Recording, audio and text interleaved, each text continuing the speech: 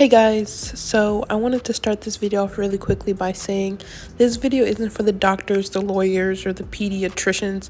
This is for those who are unsure what their life may hold or where they want to be in life. Maybe college isn't for you, and I just want to share my story for those who are really just trying to figure it out.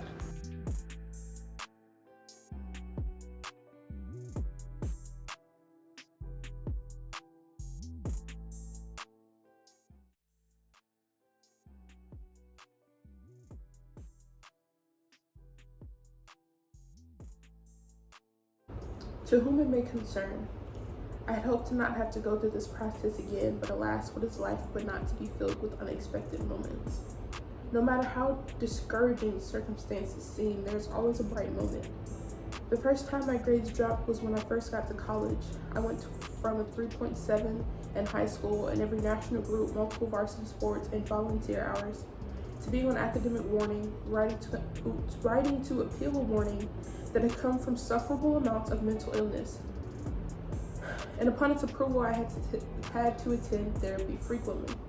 I write this appeal now. Once again, I've fallen to less than desirable academic standing due to illness. At the beginning of the pandemic last year, I was diagnosed with an autoimmune disease that over the course of the last year has completely devastated my body. This being the pinnacle of devastation from losing my hair to going blind. I've been hospitalized and have had countless visits as doctors attempt to render me my sight and mobility of my eyes again. Countless visits back and forth this semester, as well as 2 orbital procedures on both my eyes, sawing into my skull to recover my sight, of which the results were less than perfect and have left me now cross-eyed with double vision, although healed nonetheless. This being said, I had every card stacked against me this past semester, and yet here I stand urging you to sympathize with my insufficient efforts this past semester as I was struggling to survive. I hope you see the motivation and resilience I have, as I hope to not let anything take me from my goals again. I fought to live and now I fight to stay, not just to be in school but to learn, to go back to being a simple college kid like I was before life took me on this unexpected detour. Give me the chance to show the 3.7 GPA girl with big dreams and fiery passion. I have my vision back in an appointment in 2 weeks to see if anything can be done to repair the post-operative results from the surgeries. If not, I'm fine as I am and ready to finish strong and focus solely on my academics. I urge you to consider there are a lot of reasons someone could get distracted from school, but take it from me, I'd prefer any other way than the type of distractions this year has done to me. That being said, I've learned strength and patience. I will apply these principles to once again get in good standings. I have set time aside due to medical leave and no longer have to work either, meaning for the first time I can focus on my education with peace of mind, decent health, and an abundance of drive and focus to get me back to where I wanted to be. This past semester, I started taking advantage of the resources such as my academic warning advisor, who also knew of my situation and really kept me motivated, as well as my regular academic advisor. To improve, I will strive to be more proactive and alert to avoid any unexpected situations and finish strong. Thank you. I accept the fact that I had to sacrifice my time to write a whole letter for whatever it was I did wrong. I know what we did was wrong, but I think you're crazy to make me write an essay telling you why I need this financial aid. And that's on what? Oh, wait. That was a lot harder than I thought it was going to be. And let's sip some tea on that. Okay, guys. So, I've been planning this video for a while, just trying to make sure I got everything together, and what you just heard was essentially my letter to kind of get things rolling. And you may be thinking, KJ, what are you talking about? This entire letter was you begging to be in school. No, I'm begging for the financial. I'm begging for the coin, okay? And to get the coin, you gotta be in school. It's a whole process. You basically, either way, you don't get any money if you're not with all your ducks in a row. So essentially at this point, I have to get all my ducks in a row. So let me rewind. I gotta go all the way back to figure out so that I can kind of explain how I got to where I am now and how I got into this situation. I'm basically about to give y'all the entire rundown of my entire college experience and why I'm dropping out. So sit tuned, grab your tea, and let's get into this chit chat. Okay, so let's get started. So I think the best place to start is basically kind of give y'all the background of my high school experience, and then you kind of be able to grasp how far I've fallen, or if we can call it that, but let me get into it. So in high school, I had very strict parents, and going to college was like the only option in my house. Like, there was nothing else that mattered as important as going to college. Like, you'll be abandoned and homeless if you didn't go to college. Like, and that was regular everyday conversation in my house. Like, you're going to college, you gotta go to college. So this being said, I was in every single academic program. My grades were really great. I had a 3.7 GPA. I was at the top of my class. I was in every national honors, every type of club like that. I was in it. I played varsity sports. I played regular sports. I had over 500 plus hours of volunteer service, working with schools, working at the zoo, like a student. I was in after school clubs, president of an anime club, vice president of a Spanish club. I basically, my academics was very important to me for a very long time. So keep this in mind when I finally did get to go to college. It was surprising because I had applied to all these schools despite having worked so hard, and I barely got into any of the schools I wanted. Like, I got like 15 rejection letters, which was so surprising because I'm like, I know my surprise face looks surprised because of my eye, but I'm trying to keep it straight. I look kind of cute today, so I'm not really going to stress about it, but let me. Anyway, that being said, so going into college, I, had all these rejection letters. So finally I applied to this other school in Texas because I was hoping, one of them would work out. It did. I ended up going to the University of Houston, and that's where things kind of spiraled. So let's take a pause. I mentioned I had very strict parents. I mentioned that I was very much into school, after study programs, all of this. But what I didn't mention is that all the while I was battling mental illness and an eating disorder. So I went with those two big things into college, along with like the pressure of like, I'm in college, I'm the oldest, I made it, like that. And they say sometimes pressure builds diamonds. Sometimes it just cracks coal. So when I got to college, I lost it. And not like the kind of way it was like, oh, I went out, because I did go out, but we'll get to that in a minute. But mostly my mental health just tanked. And it continued to kind of spiral as I had two bad roommates. Okay. This is where the story gets gravity. Here we go. So my first roommate, I went through like 2 to 3 different roommates before I ended up with the roommate that I got. I'm not gonna say any names or anything like this, but this girl was like, I don't want to give too much of her demographics away, but this girl, looking back at this, it's funny, but then, it was like new and exotic, and, so I get there, my roommate, she's on a chill vibe or whatever. I can already tell, like, she's nice, and she seems like we would have things in common, and, I really want to be her friend, but, like, we're not on the same level. Okay, I'm very much dork. Like, even on my best day, I could never be like the queen bee. Like, that's just not my role. I am just meant to be the wackadoo that like trips over her feet, but is also like secretly stunning. Like, that's my character trait, and I take it on, But I can never.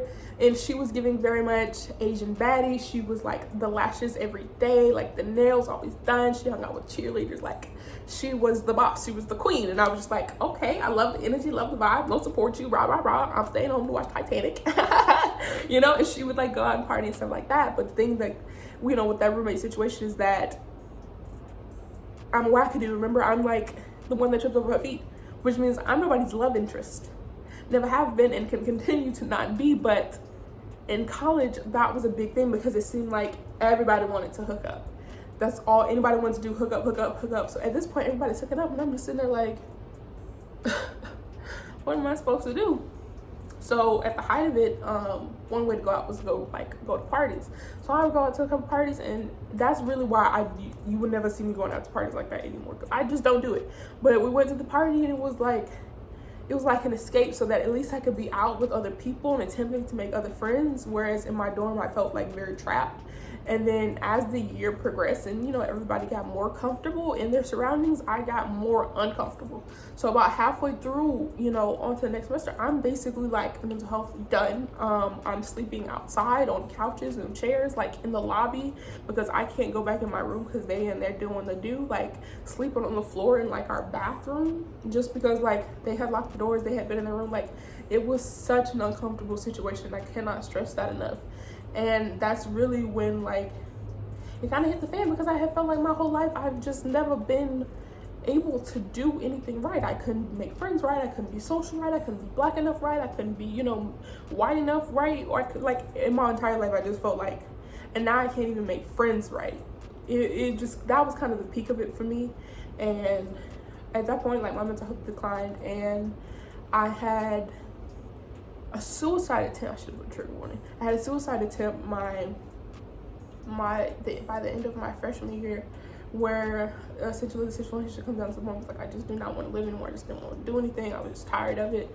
I remember I had ripped up my vision board. I had taken everything off my walls, packed up all my stuff, and, you know, I had walked away because I was done. And initially, before the plan, I ended up calling my mom, and, you know, we really talked, and, you know, she talked me off a ledge. Like, that's why I love her so much. She literally talked me off a ledge, and, you know, told me to get back home. You know, I got back home, and from that point on, it was just like trying to recover. But obviously, you go through something like that, you're not really caring about school anymore. You're literally just broken at this point. And then I ended up switching roommates, and then thinking I had got another good roommate, failed again, because while I was only supposed to be 2 people to the dorm, she was letting her boyfriend live in the dorm with us as well. So it was 3 people to, like, the size of this room, like 3 people living in this one space. It was too much. It was too much. And, you know, we were cool for a long time. Like, I really, really loved it. Like, this girl was so sweet. Y'all, we were both from Alabama. Like, the vibe was perfect. I had met her family. Like, I just enjoyed her presence. Her boyfriend was cool too. You know, I really helped them, and they really helped me, like, just lighten up and just have a better time. But this being said, we're really close, but I was just not completely comfortable with living with other people. Especially living with a couple, because I was still being put in a situation where, like, don't come back because we're doing the do. I feel like that's all everybody was doing. That's all everybody was doing, and I can't get over, like, how imperative that is. And that's you know, we ain't gonna talk about it, but we'll talk about it another time. Anyway, that being said, there was just so many situations where I was like, couldn't even be in my own dorm, couldn't even be in my space, you know, sitting at the cafe like for hours on end, just because I'd get out of class and, you know, not be comfortable enough to go back to my dorm. And, you know, post, you know, my situation, it was just really about recovering. So that being said, my grades dropped again, and I had to write an appeal, like something similar to the one that I read at the beginning of this video, but this one was like, you know, my mental health has been bad, I've been struggling, like, and, you know. So for the second semester, we're going on to the second year at this point. And now I'm going to therapy, like, I don't know if it was every week or every 2 weeks, but I was basically going to therapy like very regularly. However, this being said, going to therapy, and I was alone, so I was finally being able to, like, take key of, like, how that freshman fatigue hit me. So my sophomore year was kind of like self-identity breaking, and, you know, me shifting from reality to, like, this paradigm where, like, life just did not seem real, because my apartment that I was living in is once again the same size as this dorm, with maybe, like, the bathroom being the kitchen and the bathroom. Like, that's how bad it was.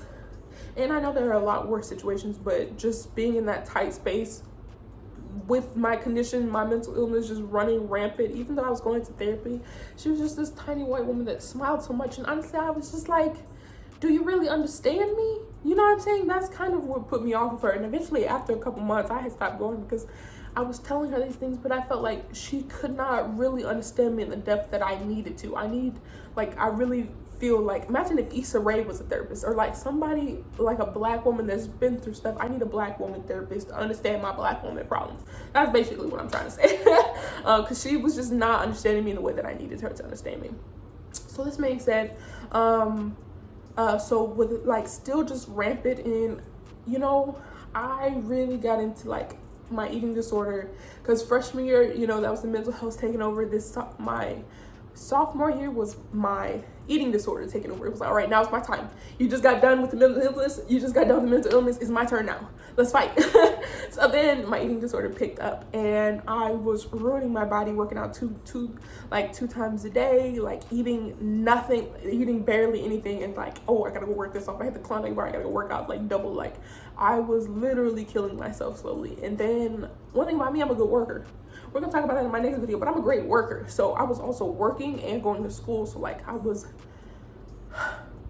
physically tearing up my body, if you really get me. It was like it was basically like freshman year all over again, killing myself slowly, like in a different way. So eventually it got so bad where towards the end of the semester, like I couldn't shower. I would could not be able to get up off the floor, and I laid there for like days just struggling because I was in Houston and I didn't have any family down there, and I, didn't have any friends. So much other stuff happened my freshman year. Like I had girls trying to jump me. Like I had a whole experience. It wasn't just like the bad roommates. I had girls trying to jump me. I had people creeping down the hall. I had you know what I'm saying? It was a lot. It was a lot. But that being said, I had no one, you know what I'm saying? So I would just sit there and suffer for like days on end. Like my last couple weeks in Houston, I was dying. And eventually it got to the point where I went to work one day and I had a panic attack because I'm like, my body falling apart. I'm still trying to work and like I can't keep up. I'm calling my dad because no one else would pick up, and he really was no help. But that being said, I made me realize like I can't do anything down here by myself. If my mom was here, she would be able to help me, but she can't come down here. And so that's when I made the decision to move to Dallas. Bam.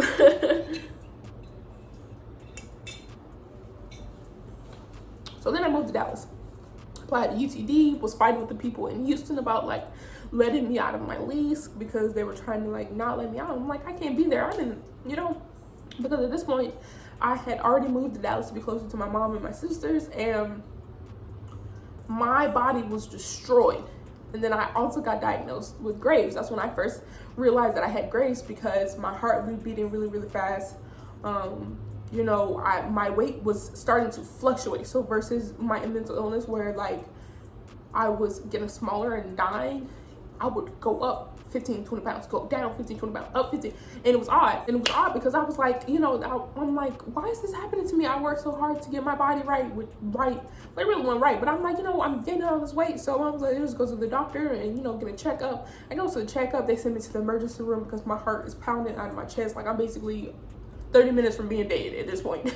And then that's kind of when my Graves' disease journey just really started picking up versus, the heart palpitations, me being put on new medication, which is why I don't know if y'all can tell, like I'll be talking sometimes and I talk really fast. I used to be able to talk a lot faster, but I talk fast, but I'm out of breath. I'm trying to breathe. So bear with me. But yeah, that's when, and it just kept picking up, going to CAT scans, and like I went through it, y'all. And that pretty much went through the entire year because last year it was really about figuring out what was wrong. So I was going to the endocrinologist, I was going to different eye specialists, I was trying to get, glasses. And then we had the blizzard in Dallas in the middle of nowhere where I did that by myself and we were sleeping in the bathroom. I know if you've seen the video, you already know the situation. I have the full video of like unexpectedly the blizzard happening, me being by myself with Ruby just trying to survive, y'all. I had no food, I had no money, like I was really going through it. And then, just the pandemic in general, me not being with my family, and like, sorry y'all, I have school sense, I don't have street smart, so like I was not prepared for anything. It was tough. So last year, that plus having to going to the hospital, all of this, trying to figure out what was wrong with me, it was too hectic. Come along this year, we're still in the pandemic, but now my Graves' disease is picking up badly. Like I'm going blind. I had to go to the emergency room because I was going to be permanently blind. So at this point, my life is really just falling apart, and I am scrambling trying to stay, together. And, then I end up having 2 surgeries and back to back, both my eyes. Now I'm cross-eyed. Like, if this don't show you of my journey, then nothing else will. Like, this is how the journey's been treating me, y'all. Like, this is what college does to you. College, you know what I'm saying? This has just been my experience, so. Anyway, anyway, so yeah, this year I had the 2 surgeries, and then, you know, now towards the end of like halfway through the year, I'm not in touch with my family anymore. I'm really solo dolo. I'm really out here. I'm fighting for my life. So at this point, like, I hope that kind of gives you a grasp of like, maybe I'm not, you know, talking about it in as serious way as it needs to be, but honestly, being able to even have this conversation is growth for me, because there was a moment where I was just so scarred I couldn't look at pictures. I just didn't want to think about it. I was just so heartbroken. And not just heartbroken, just like in general, just feel like I can't make it. And then all the while, the only reason I've been in college is like for this concept of like, I really want my mom to be proud of me. I want her to be proud of me. I want to do something so that people can be proud of me and I can be worthy of praise and approval. But I eventually had to ask myself, who was I more concerned about making proud, my mother or myself? And I realized I was more concerned about making me proud, which has come a long way for me, because coming from someone who lived to take care of others and lived to love others, to now just being comfortable saying like, I need to do what makes me happy, because I've never done that before. I've never been able to think like, what do I want? How do I feel? What should I do with my life? Not with other people, because ultimately the only reason I went to college in the first place, well, that's all I wanted to be was rich. And if we learned anything about financial literacy, is that anybody can be rich as long as you know, figure out what you want to do and make it happen. And I can't do that if I'm fighting for my life and fighting for school and trying to work. I can't do it. I can't. I don't want to do it. I shouldn't have to do it. I truly should not have to do it. So that being said, that is the story of, you know, my college experience. As for why I'm dropping out, ultimately, I just think I need something different.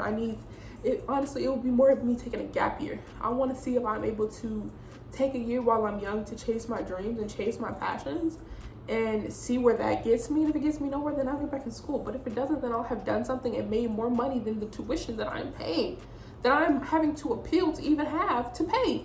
Like, I have to beg you, and this is how messed up it is.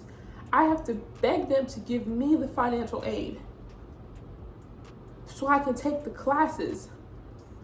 Can't get the financial aid if I don't take the classes.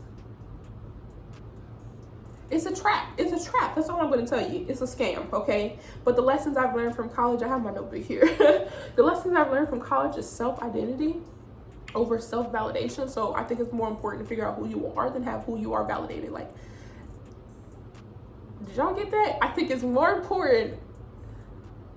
Okay, you know what I just said. Stick to that, because I can't.